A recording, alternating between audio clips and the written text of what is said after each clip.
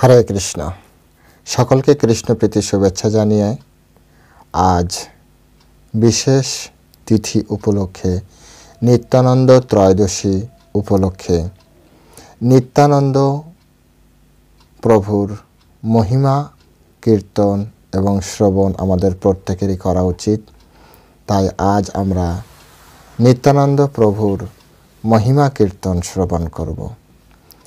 আমরা এই মহিমা কীর্তন প্রসঙ্গে জগাই মাধাইয়ের যে উদ্ধার লীলা, সেই উদ্ধার লীলা আমরা শ্রবণ করব।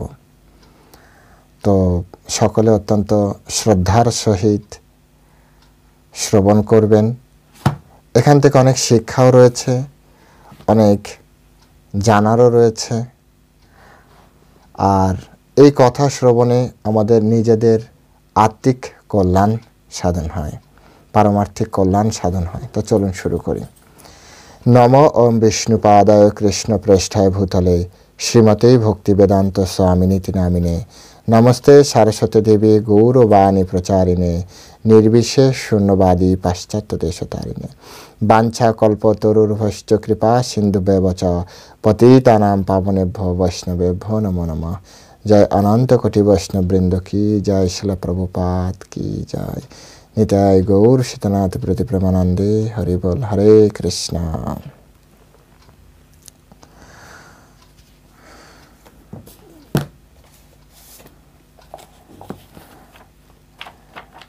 তো আজ ভগবান নিত্যানন্দের শুভ আবির্ভাব তিথি। এই তিথিতে অবশ্যই আমাদের নিত্যানন্দের প্রণাম মন্ত্র পাঠ করা উচিত। নিত্যানন্দের প্রণাম মন্ত্র হচ্ছে নিত্যানন্দম নমস্তভ্যম প্রেমানন্দ দায়িনে কালো কলমসনাশয় জন্মব্যপতায় নমঃ। হরে কৃষ্ণ কৃষ্ণ কৃষ্ণ হরে হরে, হরে রাম রাম রাম হরে হরে। তো নিত্যানন্দ প্রভুর মহিমা অপার মহিমা। এই বিশ্ব চরাচরে যা কিছু আমি আপনি দেখছি তা সব নিত্যানন্দ মহাপ্রভুর কৃপার ফল। নিত্যানন্দ প্রভু হচ্ছে গুরুতত্ত্ব। নিত্যানন্দ প্রভু হচ্ছে প্রেম প্রদানে পরমেশ্বর ভগবানের সেই রূপ যা নিত্যানন্দ রূপে এই জগতে আবির্ভূত হয়েছে। তাই নিত্যানন্দ প্রভুর মহিমা কীর্তন করা এটি আমার আপনার সকলের জন্য পরম সৌভাগ্যের একটি অবসর বলে এটি বিবেচনা করা হয়। এই নিত্যানন্দ প্রভুর যত যত লীলা আছে, চৈতন্য ভাগবত, চৈতন্য মঙ্গল, ভক্তি রত্নাকর বা অন্যান্য শাস্ত্র গ্রন্থে, তার ভিতরে সবার ভিতরে মুখ্যত ধরা হয় জগাই মাধাইয়ের উদ্ধার লীলা। কেন জগাই মাধাইয়ের উদ্ধার লীলা? এই জগতে জগাই মাধাইয়ের থেকে আরো অধিক পাপী হচ্ছে আমি। যদি জগাই মাধাই উদ্ধার হতে পারে, ওই প্রক্রিয়ায় যদি নিত্যানন্দ প্রভুর চরণে আমরা আত্মসমর্পণ করতে পারি, চৈতন্য মহাপ্রভুর চরণে আমরা আত্মসমর্পণ করতে পারি, তাহলে হয়তোবা আমাদেরও একদিন উদ্ধার হবে। এই আশায় বারবার এই জগাই মাধাইয়ের লীলা শ্রবণ করতে ইচ্ছা করে। তো চলুন শুরু করি। কিভাবে ঘটনাটি শুরু হয়েছিল? প্রাথমিক প্রেক্ষাপট। চৈতন্য মহাপ্রভু নিত্যানন্দ প্রভুকে এবং হরিদাস ঠাকুরকে নির্দেশ দিয়েছিলেন প্রত্যেক ঘরে ঘরে যে হরিনাম বিলাবে এবং প্রতিদিন দিন অবশেষে অর্থাৎ বিকালে এসে বা সন্ধ্যায় এসে আমাকে রিপোর্ট করবে যে কত ঘরে গিয়েছ, কি অবস্থা। শ্লোকটি ছিল চৈতন্য চরিতামৃতে, চৈতন্য ভাগবতে বলা আছে, শোনো শোনো নিত্যানন্দ, শোনো হরিদাস, আমা সর্বত্রই আমার আজ্ঞা করহ প্রকাশ, প্রতি ঘরে ঘরে গিয়া করো এই ভিক্ষা, কৃষ্ণ ভজ কৃষ্ণ বলো করো কৃষ্ণ শিক্ষা, ইহা বই আর না বলিবা বলাইবা, দিনে অবসানে আসি আমারে কহিবা, চৈতন্য মহাপ্রভু বললেন, হে নিত্যানন্দ, হে হরিদাস, সর্বত্র আমার এই আজ্ঞা প্রকাশ করো, প্রত্যেক ঘরে ঘরে যাও, যে সেখানে তাদেরকে রিকোয়েস্ট করো, তাদেরকে বলো যে তোমরা কৃষ্ণের পূজা করো, কৃষ্ণের লীলা কীর্তন বলো এবং কৃষ্ণের যে শিক্ষা, গীতা ভাগবতের শিক্ষা, সেটি গ্রহণ করো। এবং এছাড়া আর একটাও কথা বলবে না, নিজে বলবে না, অন্য কেউ বলাবেও না। আর প্রতিদিন শেষে, দিন শেষে এসে আমাকে জানাবে তোমরা কি করেছ। তো এভাবে এই আজ্ঞা পেয়ে তারা প্রত্যেকের কাছে যায়, প্রত্যেক ঘরে ঘরে যেয়ে এই কাজ তারা দীর্ঘদিন ধরে করতে থাকে। এটি হচ্ছে তাদের নির্দেশ, এটি হচ্ছে তাদের কর্ম। এভাবেই দিন চলছে। তো একদিন রাস্তায় যেতে যেতে সামনে দুই মদ্যপ ব্যক্তি পড়ে। পুরো ঘটনা বলতে গেলে অনেক বৃহৎ হয়ে যাবে, চেষ্টা করছি যতটা শর্ট সুন্দরভাবে বোঝার মতো করে উপস্থাপন করার। তো একদিন চলতে চলতে দুই মদ্যপ ব্যক্তি সামনে পড়ে, শুনতে থাকে এরা কারা। কারণ হরিদাস ও মায়াপুরের নূতন ভক্ত, নিত্যানন্দপুরেও নূতন ভক্ত, চৈতন্য মহাপ্রভু এখানকার স্থানীয় ভক্ত। তো তখন যেহেতু এনারা দুজন নূতন, তাই ওনারা শুনতে থাকে। তাই লোক বলে, গোসাই ব্রাহ্মণ ও দুজন, দিব্য পিতা মাতা মহাকুলে উৎপন্ন। অর্থাৎ বলছে, হে গোসাই, হে ঠাকুর, এই যে দুজন, এরা দুজন ব্রাহ্মণ এবং এদের পিতামাতা অত্যন্ত দিব্য, অত্যন্ত উন্নত, খুব ভালো পিতামাতা। এবং তাদের যে কুল বলে না, কুল বংশ, অতি উন্নত বংশ, অতি উন্নত কুল।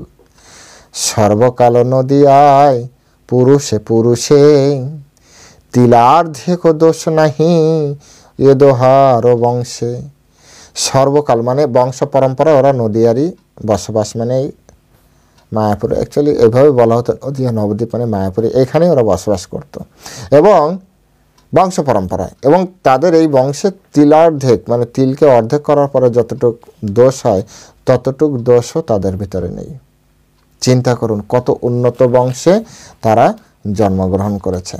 তারপরে বলছে, এই দুই গুণবন্ত পাশরিল ধর্ম, জন্ম হইতে এই মতো করে অপকর্ম। বলছে এই দুইজন শুধু এদের বংশে এই দুইজন, এরাই শুধু এদের ধর্ম ত্যাগ করেছে। আর শুধু তাই না, জন্মের পরের থেকে এরা শুধু পাপ কর্মই করে যাচ্ছে। ছাড়িল গোষ্ঠীয়ে বড় দুর্জন দেখিয়া, মদ্যপের সঙ্গে বলে স্বতন্ত্র হইয়া। এদের অবস্থা দেখে এদের গোষ্ঠীর লোকজন এদেরকে ত্যাগ করেছে। আর এরা থাকে সবসময় মদ্যপদের সাথে। মাতাল আর কাদের সাথে থাকবে? মাতাল কি সাধুদের সাথে মিশবে? মাতাল কি ভালো মানুষের সাথে মিশে নাকি? আর ভালো মানুষে কি মাতালের সাথে কখনো মিশে নাকি? তো সুতরাং তারাও মাতালদের সাথে মিশছে। এই দুই দেখিয়া সব নদিয়া ডরায়, পাছে কারো কোনো দিন বসতি না পোড়ায়। এদের দেখে ভয় পায়। কেন ভয় পায়? আবার কোনোদিন এদের ঘর পুড়িয়ে না দেয়, কোনো একটা ক্ষতি করে দিবে। শুধু এখানে ঘর পোড়ানো এই ধরনের, হয়তো এমন কোনো একটা রাস্তা অপকর্ম করবে, কোনো ঠিক ঠিকানা নেই তো এদের। দুজনই খুব পাষণ্ডী। হেন পাপনা হে যাহা না করে দুইজন, ডাকা চুরি মদ্য মাংস করে এ ভক্ষণ। বলছে হেন কোনো পাপ নেই যে দুজন করে না। এবার পাপের লিস্ট আপনারা করেন যে কত কত পাপ আছে। এখানে তো জাস্ট কয়েকটা নাম দিয়েছে, যেমন ডাকাতি করা, চুরি করা, মদ্যপান করা, এগুলো পাপ। মাংস ভক্ষণ করা, এগুলো পাপ। এই যে এখানে চৈতন্য ভাগবত অনুযায়ী এই যে মাংস ভক্ষণ করা, অনেকে বলে না শাস্ত্রে, মাংস ভক্ষণ করা পাপ। এইভাবে তারা জীবনযাপন করত। আর তখন নিত্যানন্দ প্রভুর হৃদয়ে তাদের প্রতি করুণা তৈরি হলো। হ্যাঁ, এরকম করে তাহলে তো এদেরকে উদ্ধার করতেই হবে। চৈতন্য মহাপ্রভু বলেছে হরিনামের অনেক পাওয়ার আছে, হরিনামের মাধ্যমে সকলকে উদ্ধার হবে। তো দেখি এরা যদি উদ্ধার না হয় তাহলে কীভাবে হবে। তাই চৈতন্য ভাগবত বলছে, আর এক্ষণে যে মদে মত্ত আপনা না জানে, এই মতো হয় যদি শ্রীকৃষ্ণের নামে। এরা এখন মদ খেয়ে মাতলামি করছে, এরা এটা বুঝতে পারছে না। এইরকম মাতলামি যদি এরা কৃষ্ণ নামে করে, মোর প্রভু বলি যদি কান্দে দুইজন, তবে সে সার্থক মোর যত পর্যটন। বলছে মোর প্রভু অর্থাৎ কৃষ্ণই আমার প্রভু বা চৈতন্য মহাপ্রভুই আমার প্রভু, এইভাবে যদি ওরা কান্নাকাটি করে, তাহলে আমি যে প্রতি ঘরে ঘরে এই কৃষ্ণ নাম বিলানোর জন্য এসেছি, এটি আমার সার্থক হবে। যে যে জন এই দুইয়ের ছায়া পাশরিয়া, বস্ত্রের সহিত গঙ্গা স্নান কইল গিয়া। এই দুইজনের ছায়া কেউ যদি স্পর্শ করে, তাও সে গঙ্গা যায় স্নান করে। আর সেই সব জন যবে এ দোহারে দেখি, গঙ্গা স্নান হেন মানে তবে মোরে লেখি। বলছে যারা এদেরকে দেখে গঙ্গা স্নান করে, তারা যদি এদেরকে দেখে গঙ্গা স্নান মনে করে, মানে বৈষ্ণবের এভাবে একটা শ্রীমদ্ ভাগবতমের শ্লোক আছে যে গঙ্গারও পরশ হইলে পশ্চাতে পাবন, দর্শনে পবিত্র করে এই তাহার গুণ। দর্শন মাত্র বৈষ্ণব আমাদেরকে পবিত্র করে। তো এটি হচ্ছে বৈষ্ণবের একটি গুণ, অনন্ত গুণের ভিতরে একটি গুণ। তো সেই জন্য উনি মনে মনে এরকম ভাবছেন, নিত্যানন্দ প্রভুর মহিমা অপার, পতিতের ত্রাণ লাগি যার অবতার। নিত্যানন্দ প্রভুর আসার কারণই হচ্ছে পতিতদের উদ্ধার করা। তো জগাই মাধাই থেকে আরও পতিত ওই সময় কে আছে? আছে আমি, এখন তাও তো অনেক পরে। দেখি নিত্যানন্দ প্রভু যদি কৃপা করে। তো এভাবে নিত্যানন্দ প্রভু তাদের প্রতি কৃপা করার জন্য কি করলেন? শনিবারে পাই হেন নিকটে থাকিয়া, কহেন প্রভুর আজ্ঞা ডাকিয়া ডাকিয়া। অর্থাৎ এমনভাবে শুনতে পায়, এমনভাবে ডেকে ডেকে বলছে, বল কৃষ্ণ ভজ কৃষ্ণ লহ কৃষ্ণ নাম, কৃষ্ণ মাতা কৃষ্ণ পিতা কৃষ্ণ ধন প্রাণ।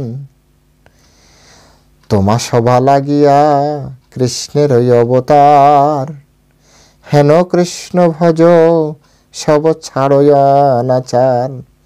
মদ্যপ অবস্থায় দুইজন গড়াগড়ি করছে, এই দুজনকে যে নিত্যানন্দ প্রভু উপদেশ করতে শুরু করেছে। হ্যাঁ, কি উপদেশ দিচ্ছে? যে খুব মানে শুনতে পাই এমনভাবে কাছে যেয়ে বলছে, তোমরা কৃষ্ণের কথা বলো, কৃষ্ণের পূজা করো, কৃষ্ণের হরে কৃষ্ণ মহামন্ত্র কীর্তন করো, আর জানো কৃষ্ণ মাতা কৃষ্ণ পিতা কৃষ্ণ ধনপ্রাণ, এই জগতে আর কিচ্ছু নেই। তোমাদের সবার উদ্ধারের জন্যই কৃষ্ণ অবতার গ্রহণ করেছেন। হ্যাঁ, হেন কৃষ্ণ ভজ সব ছাড়ো অনাচার। এইসব অনাচার ছেড়ে দাও, ঠিক আছে? এইসব অনাচার ছেড়ে দাও। এইসব বলার পরে বসিয়াছে মহাপ্রভু কোমল লোচন, সর্বাঙ্গ সুন্দর রূপ মদন মোহন।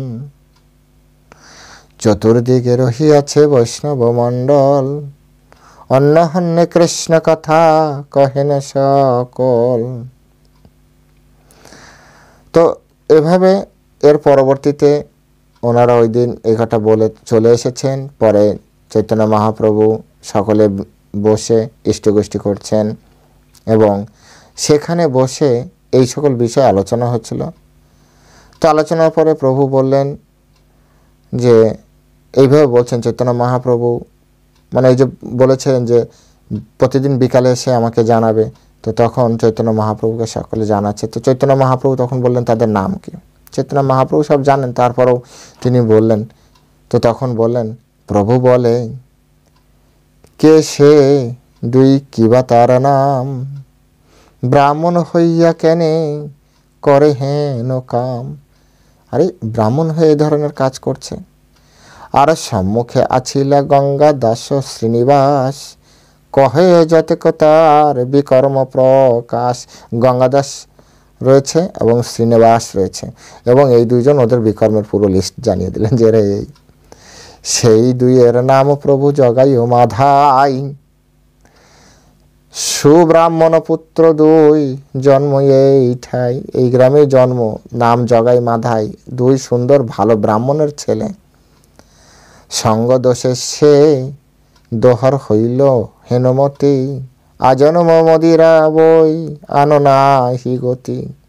সেই দুইয়ের ভয়ে নদী আর লোক ডরে, হেন নাহি যায় যার ঘরে চুরি নাহি করে। সেই দুইয়ের পাতক কহিতে নাহি ঠাই, আপনে সকল দেখো জানো গোসাই। বলছে ওরা এত এত পাপ করেছে যে বলার মতো এ নেই। হেন কোনো, আর সব ঘরে তো চুরি হয় না যাদের একটু অবস্থা ভালো, হেন কোনো ঘর নেই যে ঘরে এরা চুরি করতে যায়নি। এরকম একটা অবস্থা ছিল ভালো বংশের, কিন্তু সঙ্গদোষ, এখানে একটা কথা বলছে, সঙ্গদোষে সে দোহার হইল হেনমতি। এখান থেকে একটা শিক্ষা আমাদেরকে নিতে হবে, আমরা যেন আমাদের সঙ্গ যেন ভালো থাকে। সঙ্গ যদি একবার খারাপ হয়ে যায় না তো নিশ্চিত খারাপ, নিশ্চিত। তাই সন্তানদেরকে রক্ষা করতে হবে, সঙ্গ যেন ভালো থাকে। সঙ্গ যদি খারাপ হয়ে যায় তাহলে সব গেল, সব চলে গেল। ধীরে ধীরে মানে যত সদ্গুণ আছে সেই সদ্গুণ চলে যাবে। তো সেজন্য এটি আমাদের জন্য একটি অত্যন্ত গুরুত্বপূর্ণ যে আমাদের সঙ্গ দোষ যাতে আমরা ভালো রাখি। তারপরে তাদের উদ্ধারের জন্য নিত্যানন্দ প্রভু একদিন কি করলেন, তাদের কাছে আবার গেলেন। হ্যাঁ, সেখানে যে তাদের সাথে কথোপকথন হলো। হ্যাঁ, এবং নিত্যানন্দ প্রভু এখানে এভাবে বলছে চৈতন্য ভাগবতে, একদিন নিত্যানন্দ নগরে ভ্রমিয়া, নিশায় আইসে দোহে ধরিলে কদিয়া। কে রে বলে ডাকে জগাই ও মাধাই। অর্থাৎ নিত্যানন্দ বলেন প্রভুর বাড়ি যাই, মানে একদিন নিত্যানন্দ প্রভু নগর ভ্রমণ করে, এই যে নগর ভ্রমণ করতে গিয়েছে, প্রচারে গিয়েছে, তো আস্তে আস্তে রাত হয়ে গিয়েছে কিছুটা, তো আলো ধরে আসছে। তো আরো ধরে না, মানে নিশায় আইসে দোহে ধরি লোকে গিয়া, তাদেরকে যে ধরেছে, কে ধরেছে, কে রে বলে ধরেছে জগাই মাধাই। তখন নিত্যানন্দ প্রভু বলছে, আরে আমরা প্রভুর বাড়ি যাব, অর্থাৎ চৈতন্য মহাপ্রভুর বাড়ি যাব। মধ্যের বিক্ষেপে বলে কি বা নাম তোর, নিত্যানন্দ বলে অবধূত নাম অমর। নিত্যানন্দ প্রভুকে বলছে তোর নাম কি? নিত্যানন্দ প্রভু বলছে আমার নাম অবধূত। বাল্যভাবে মহামত্ত নিত্যানন্দ রায়, মদ্যপের সঙ্গে কথা কহে অলীলায়। নিত্যানন্দ প্রভু এই জগৎ সংসারের কৃষ্ণের পরে, মানে কৃষ্ণকে বাদ দিয়ে নিত্যানন্দ প্রভু হচ্ছে জগৎ সংসারের মালিক। নিত্যানন্দ প্রভু বাল্য অবস্থায় শৈশব মানুষ শিশুদের যেমন মনোভাব, ওই রকম মনোভাব নিয়ে এই মায়াপুরে লীলা করেছেন। তো এখানে বলছে মদ্যপের সাথে বালক যেভাবে কথা বলে সেভাবে কথা বলছে। বাল্যভাবে মহামত্ত নিত্যানন্দ রায়, নিত্যানন্দ মদ্যপের সঙ্গে কথা কহে অলীলায়, বিভিন্ন হেলে দিলে মানে একটা কথা বলছে। উদ্ধারিব দুইজন হেন আছে মনে মনে আগেই তো ধরে রেখেছে, এই দুজনকে উদ্ধার করব। উদ্ধারিব দুইজন হেন আছে মনে, অতএব নিশা ভাগে আইলা যে সে স্থানে। আর আজকে সেই কারণে এই রাত্রে ওরা দুজন আমার কাছে এসেছে। অবধূত নাম শুনি মাধাই ও কুপিয়া, মারিল প্রভুর শিরে মটকি তুলিয়া। অর্থাৎ একটা কলসির কানা ভাঙা ছিল, অবধূত নাম শুনে ঘাট করে মেরে দিয়েছে। ফুটিল মটকরে শিরে রক্ত পরে ধারে, নিত্যানন্দ প্রভুর গোবিন্দ স্মরে। অর্থাৎ নিত্যানন্দ প্রভু যখন রক্ত পড়ছে তখন নিত্যানন্দ প্রভু গোবিন্দকে স্মরণ করছে। দয়া হইল জগাইয়ের রক্ত দেখি মাঠে, আরো বড় মারিতে ধরিল দুই হাতে। মাধাই যখন আবার মারতে গেল, জগাই তখন ধরে বসলো। জগাইয়ের তখন হৃদয় করুণার উদ্রেক হলো। ঠিক আছে বলি কিন্তু আঘাত করা, গোসাইকে আঘাত করা, বৈষ্ণবকে আঘাত করা, তার হৃদয় বিগলিত হলো এবং সে তখন নিত্যানন্দকে ধরে বসলো, আর মেরো না। দয়া হইল জগাইয়ের, রক্ত দেখি মাঠে, কেন হেন করিলে নির্দয় তুমি মুদর, দেশান্তরে মারিয়া কি হইবা তুমি বড়। বলছে আরে এ আমাদের গ্রামের নয়, একে মেরে তুমি কত, এরকম কর্ম কেউ করে? বাইরের মানুষকে কেউ মারে? বাইরের মানুষকে কখন আঘাত করতে নেই, এটি আরেকটি শিক্ষা। বাইরের মানুষকে আঘাত করলে ওরা হয়তো বাইরে চলে যাবে, সম্মান দিবে, অপমান করবে, কি করবে? ওরা কিছুই করবে না, ও তো দেখাই হবে না হয়তো। তো জগাই মাধাইকে বোঝাচ্ছে বাইরের মানুষকে, দেশান্তরে, ওকে মেরে কি লাভ? এটা এই ধরনের নির্দয়তার কি? পাওয়ার দেখাতে হবে নিজের এলাকায়, তোমার এত পাওয়ার আছে, নিজের এলাকার লোকের সাথে ফাইট করে দেখো। এ তো বাইরে থেকে এসছে। দেশান্তরে মারিয়া কি হইবে তুমি বড়, অর্থাৎ গ্রামের বাইরে থেকে, অন্য গ্রাম থেকে আসলে তাকে কখনো মারতে নেই, কারণ অন্যের গ্রামের বাইরে থেকে আসলে সে তো এমনিতেই দুর্বল। যদিও নিত্যানন্দ প্রভু সেরকম নয়, কিন্তু নীতি বলছে এত বড়ই অবধূত না মারিহ আর, সন্ন্যাসী মারিয়া কোনো লাভ বা তোমার। বলছে এত বড় অবধূত, তুমি তাকে আর মেরো না, আর সন্ন্যাসী মেরে তোমার কী লাভ হবে? ও তো মারে বড় বড় লোকদের টাকা পয়সা নেওয়ার জন্য। নিত্যানন্দ অঙ্গে সব রক্ত পরে ধারে, হাসে নিত্যানন্দ সেই দুহের ভেতরে। নিত্যানন্দ প্রভু হাসছে, নিত্যানন্দ প্রভু মাথা দিয়ে রক্ত বেয়ে বেয়ে পড়ছে। নিত্যানন্দ প্রভুর মহিমা দেখুন, মহিমা, এগুলো শ্রবণেও আমাদের কল্যাণ হয়। বৈষ্ণব কেমন হবে? রক্ত ঝরছে, নিত্যানন্দ প্রভু হাসছে। রক্ত দেখি ক্রোধে প্রভু বাহ্য নাহি মানে, চক্র চক্র প্রভু ডাকে মনে মনে। তখন নিত্যানন্দ প্রভুর এই বিষয় শুনে মহাপ্রভু আসলেন, এবং অর্থাৎ চৈতন্য মহাপ্রভু আসলেন এবং চক্র সুদর্শনকে আহ্বান করলেন। হ্যাঁ, আথে ব্যথে চক্র আসি উপাসন্ন হইল, জগায় মাদয় তাহা নয়ন দেখিল। সাথে সাথে সুদর্শন চলে এসেছে, সাথে সাথে সুদর্শন তখন চলে আসলো। এবং সুদর্শন আসার পরে মাধাই মারিতে প্রভু রাখিল জগাই। বলছে দৈবে এসে পড়িল রক্ত দুঃখ নাহি পাই। মাধাই মারিতে প্রভু রাখিল জগাই, দৈবে সে পড়িল রক্ত দুঃখ নাহি পাই। মোরে ভিক্ষা দেহ প্রভু এ দুই শরীর, কিছু দুঃখ নাহি মোর তুমি হয়ে স্থির। নিত্যানন্দ প্রভু বলছেন, কত সুন্দর কথা। এখানে কথাগুলো শুনুন। মেরেছে তো, মারার পরে যখন মহাপ্রভু সুদর্শনকে আহ্বান করছেন, তখন নিত্যানন্দ প্রভু বলছেন মাধাইও মারিতে প্রভু রাখিল জগাই, দৈবে সে পড়িল রক্ত দুঃখ নাহি পাই। আরে আমাকে মারতে গিয়েছিল, জগাই তখন ধরে বসেছে, আর এই যে রক্ত দেখছে হঠাৎ করে কিভাবে যেন পড়তে শুরু করেছে, দৈবে রক্ত পড়িল। মোরে ভিক্ষা দেহ প্রভু এ দুই শরীর, শরীর নষ্ট করে দিলে তো মরে গেল, মানে কেটে দিলে মরে গেল। তো নিত্যানন্দ প্রভু চৈতন্য মহাপ্রভুর কাছে ভিক্ষা চাইছে। বিচার করুন, এই হচ্ছে নিত্যানন্দ মহিমা।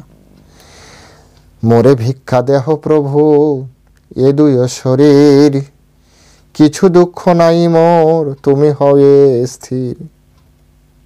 হে চৈতন্য মহাপ্রভু, আমার কোনো দুঃখ নেই, তুমি স্থির হও, আর এই দুটি শরীর আমাকে ভিক্ষা দাও, দয়া করে আমার প্রতি প্রসন্ন হও।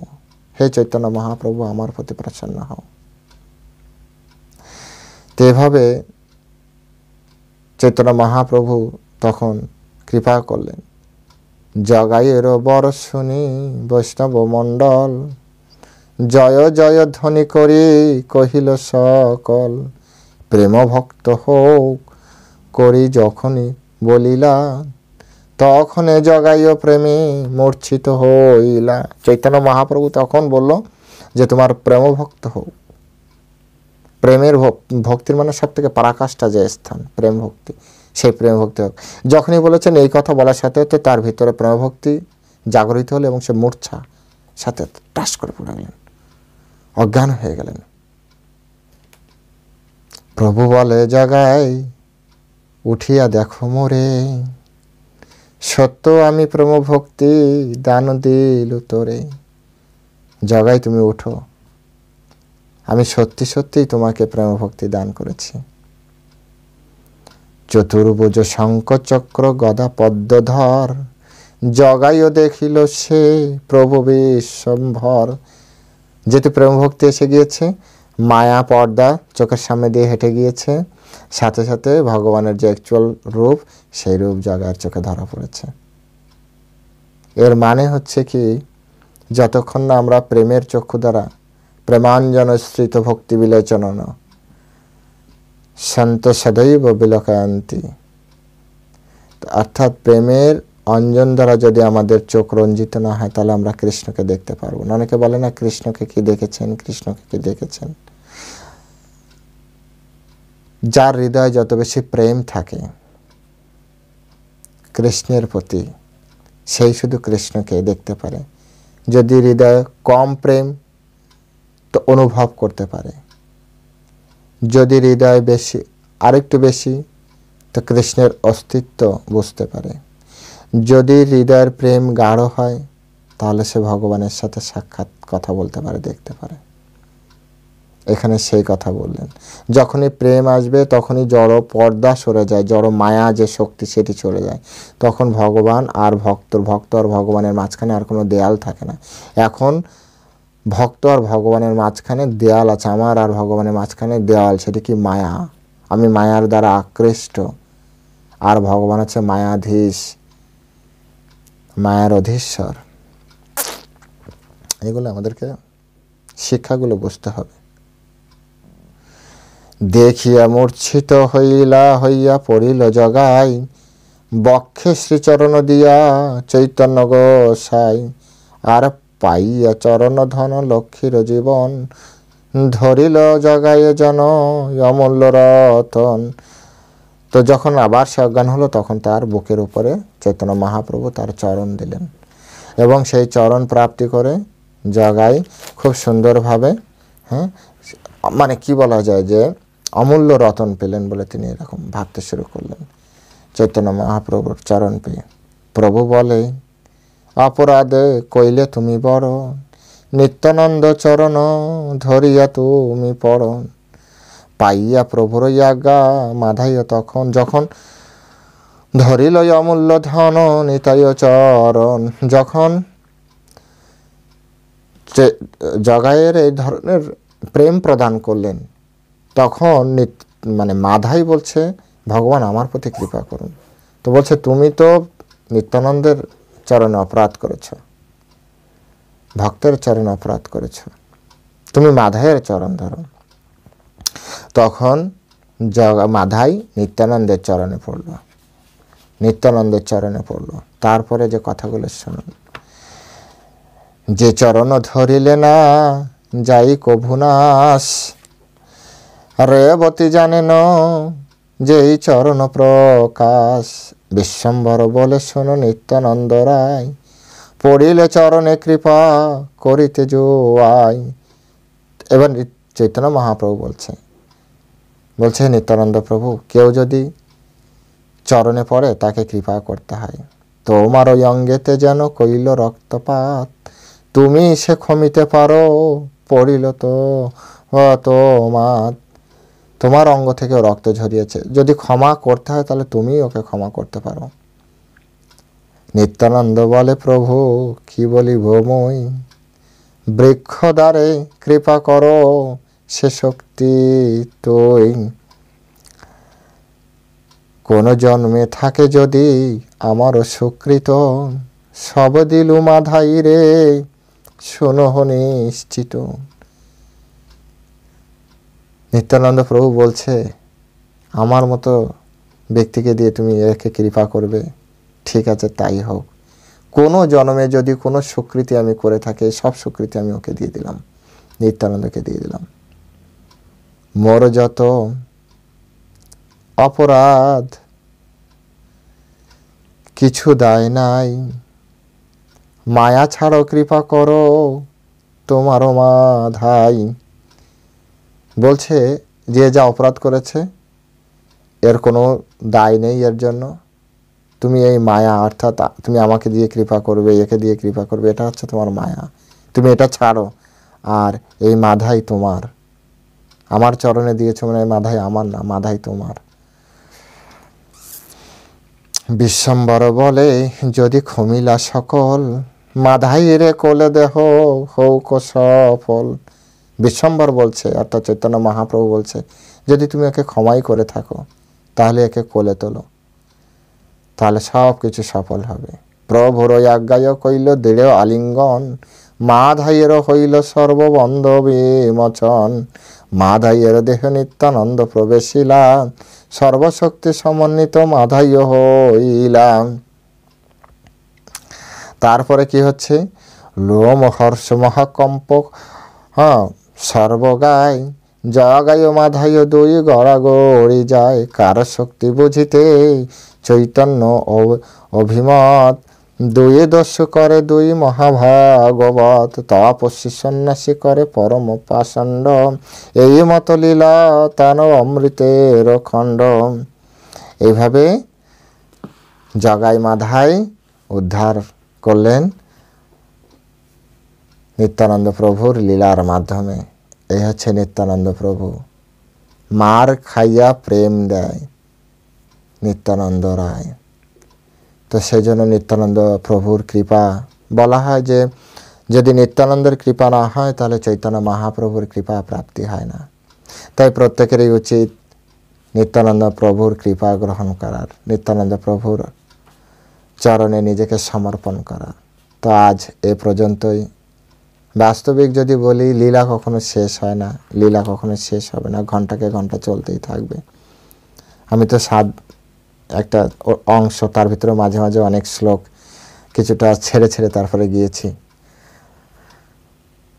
তো যদি আপনারা শুনতে আগ্রহ প্রকাশ করেন তাহলে আপনাদেরকে পুরো চৈতন্য ভাগবত, যদিও আমার সুর তেমন ভালো না, আমার মনে মনে ইচ্ছা আছে চৈতন্য ভাগবত শুরু করব, কিন্তু আপনারা শুনবেন কিনা শুনবেন।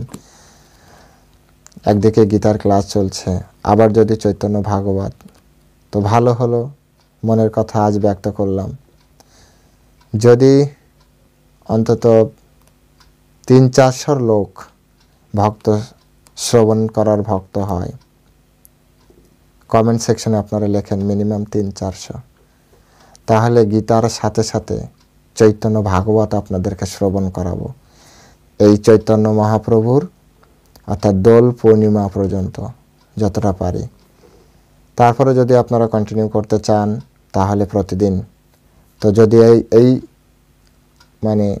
এই সময়ের ভিতরে আপনারা, অর্থাৎ সামনে আমাদের দোল পূর্ণিমা আসছে, চৈতন্য মহাপ্রভুর আবির্ভাব লীলা আসছে, তো এখান থেকে চৈতন্য মহাপ্রভুর আবির্ভাব তিথি অবধি, দোল পূর্ণিমা অবধি আমরা চৈতন্য ভাগবত শ্রবণ করতে পারি। কিন্তু যদি অধিক শ্রোতা হয়, অধিক শ্রোতা না হলে ঠিক মজা হয় না। তাই যারা যারা শুনতে চান নিচে কমেন্ট সেকশনে লিখবেন, হ্যাঁ শুনতে চাই। মিনিমাম 500 লোক হলে এ হবে, আলোচনা করব। হরে কৃষ্ণ, সকলে ভালো থাকবেন। জয় শিল প্রভুপাদ কি জয়।